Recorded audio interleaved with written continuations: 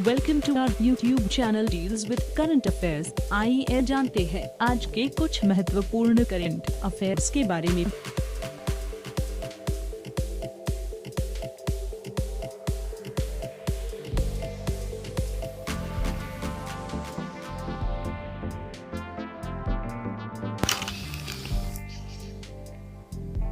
आज का पहला प्रश्न है प्रश्न संख्या 1। हाल ही में भारतीय क्रिकेट कंट्रोल बोर्ड यानी बीसीसीआई ने अपना अंतरिम सीईओ किसे नियुक्त किया है? ऑप्शंस है सौरव गांगुली, हेमांग अमीन, राहुल द्रविड़, नीतीश मेनन। इस प्रश्न का सही उत्तर है ऑप्शन बी हेमांग अमीन। भारतीय क्रिकेट कंट्रोल बोर्ड यानी बीसीसीआई द्वारा हेमांग अमीन को अपना अंतरिम मुख्य कार्यकारी अधिकारी सीईओ नियुक्त किया गया है। वह राहुल चौधरी का स्थान लेंगे, जिन्होंने हाल ही में बीसीसीआई के मुख्य कार्यकारी अधिकारी के पद से इस्तीफा दे दिया था और जिसे बीसीसीआई के पदाधिकारियों ने स्वीकार कर लिया गया था। हेमांग अमीन इंडियन प्रीमियर लीग के मुख्य परिचालन अधिकारी यानी चीफ ऑपरेटिंग ऑफिसर हैं। वह जून 2010 में आईपीएल के संचालन टीम में शामिल हुए थे और उन्हें 2015 में आईपीएल के सीईओ के रूप में नियुक्त किया गया था। अगला प्रश्न है प्रश्न संख्या 2। वर्तमान में यूवी सैनिटाइजिंग डिवाइस शुद्ध किसके द्वारा विकसित किया गया है? ऑप्शंस है IIT Hyderabad, NASA, IIT Kanpur, स्वास्थ्य मंत्रालय। इस प्रश्न का सही उत्तर है option C IIT Kanpur. IIT Kanpur ने स्मार्टफोन ऑपरेटेड हैंडी अल्ट्रावायलेट कीटाणु शोधन हेडर नामक एक अल्ट्रावायलेट सैनिटाइजिंग डिवाइस विकसित किया है। इस डिवाइस में 15 वाट की 6 यूवी लाइट्स हैं, जिन्हें दूर से ही व्यक्तिगत रूप से मॉनिटर किया जा सकता है। इसके प्रारंभिक परीक्षण के दौरान सामने आया है कि इस डिवाइस का एक बार पूरी तरह से संचालन करने पर लगभग 15 मिनट में 10 बाई 10 वर्ग फुट के कमरे को कीटाणु रहित किया जा सकता है। अगला प्रश्न है प्रश्न संख्या 3।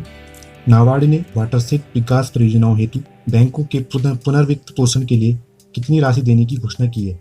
ऑप्शंस है 500 करोड़, 5000 करोड़, 200 करोड़, 3500 करोड़। इस प्रश्न का सही उत्तर है ऑप्शन बी 5000 करोड़।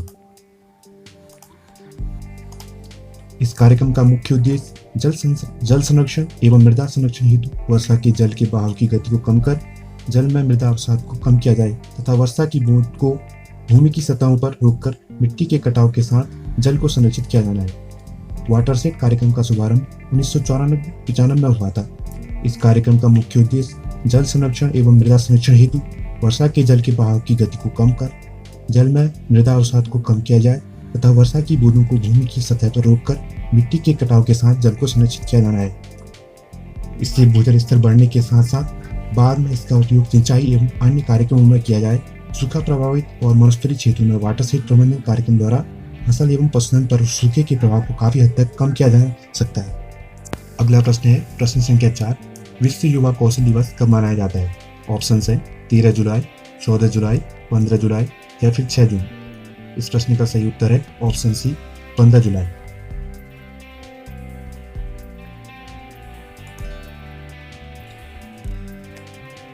प्रतिवर्ष 15 जुलाई को अंतर्राष्ट्रीय स्तर पर विश्व युवा कौशल दिवस मनाया जाता है। विश्व युवा कौशल दिवस पहली बार 15 जुलाई को 2015 को विश्व स्तर पर मनाया गया था। यह जीवन तथा कार्यों में युवा कौशल के महत्व के एजेंडे के साथ मनाया गया। संयुक्त राष्ट्र में मुख्यालय और अंतर्राष्ट्रीय स्तर पर आयोजित प्रतियोगिताओं में विशेष कार्यक्रम आयोजित किए जाते हैं, जहां विभिन्न देशों के युवा विज्ञान, कला और प्रौद्योगिकी के विभिन्न क्षेत्रों में अपने कौशल दिखाने वाले कार्यक्रम में भाग लेते हैं। भारत में प्रधानमंत्री नरेंद्र मोदी द्वारा शुरू की गई कौशल भारत अभियान के रूप में इसे चिन्हित किया गया है।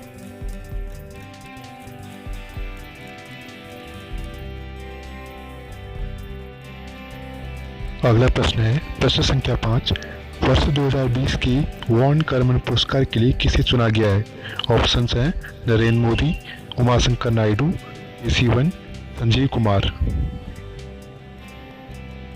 इस प्रश्न का सही उत्तर है ऑप्शन सी केसी1। भारतीय अंतरिक्ष अनुसंधान संगठन इसरो के प्रमुख कैलाश वीडू सिवन को इंटरनेशनल एकेडमी ऑफ एस्ट्रोनॉटिक्स के वॉन कर्मन पुरस्कार 2020 के लिए चुना गया है। वॉन कर्मन पुरस्कार को आईआई के सर्वोच्च सम्मान के रूप में जाना जाता है। डॉक्टर केसी1 को मार्च 2021 में पेरिस, फ्रांस में इस पुरस्कार से सम्मानित किया जाएगा। वन कर्नल पुरस्कार की शुरुआत 1982 में की गई थी और यह अकादमी का प्रमुख पुरस्कार है। यह राष्ट्रीयता या लिंग की सीमा को पार करके विज्ञान की किसी भी शाखा में आजीवन उपलब्धियों को चिन्हित करने के लिए प्रतिवर्ष दिया जाता है। यह पुरस्कार अकादमी के संस्थापक और प्रथम अध्यक्ष के सम्मान में दिया जाता है, जो सर्वोच्च अंतर्राष्ट्रीय प्रतिष्ठा के वैज्ञानिक थे।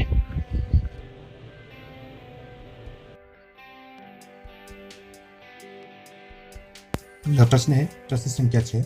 हाल ही में किस राज्य को एडिट्स एक्सीलेंस अवार्ड 2020 से सम्मानित किया गया है? ऑप्शन हैं बिहार, छत्तीसगढ़, असम, त्रिपुरा। इस प्रश्न का सही उत्तर है ऑप्शन बी, छत्तीसगढ़।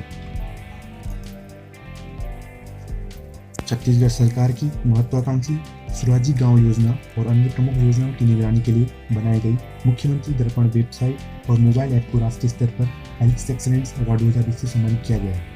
छत्तीसगढ़ को यह सम्मान डिजिटल इंडिया पहल के तहत देश की प्रतिष्ठित आईटी संस्था एडिट्स टेक्नोमीडिया नई दिल्ली पर द्वारा प्रदान किया गया है। इस वेबसाइट और मोबाइल ऐप का उद्देश्य सीधे मुख्यमंत्री सचिवालय से छत्तीसगढ़ सरकार की प्रमुख योजनाओं की निगरानी करना और आम नागरिकों को वास्तविक समय पर जानकारी प्रदान करना है। दूसरी ओर मुख्यमंत्री दर्पण पोर्टल और मोबाइल ऐप पर यह सब जानकारी आम नागरिकों को समय पर उपलब्ध कराई जा रही है। अगला प्रश्न है प्रश्न संख्या 7। अफगानिस्तान में भारत के नए राजदूत के रूप में किसे चुना गया है? ऑप्शन हैं सुरेश धामी, संजय कुमार, रुद्रेंद्र टंडन, हरेंद्र नायक। इस प्रश्न का सही उत्तर है ऑप्शन सी, रुद्रेंद्र टंडन।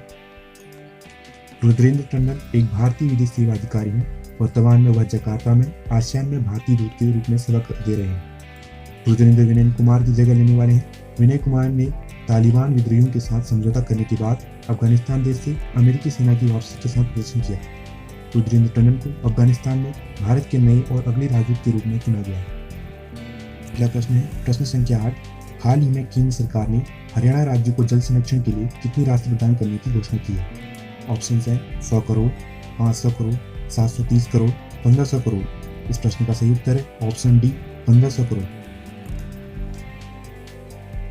केंद्र सरकार ने हरियाणा राज्य को जल संरक्षण के लिए 1500 करोड़ की राशि प्रदान की है। 500 करोड़ रुपए का उपयोग मेरा पानी मेरी वीर शक्ति योजना के तहत फसल विविधीकरण का विस्तार करने के लिए किया जाएगा और शेष राशि का उपयोग तालाबों के कायाकल्प और पानी के उपचार के लिए किया जाएगा। जल जीवन मिशन के तहत राज्य को केंद्र से 1000 करोड़ रुपए की राशि भी मिलेगी। इसका उद्देश्य राज्य में हर घर के लिए पाइप्ड पानी की पहुंच को बढ़ाना होगा।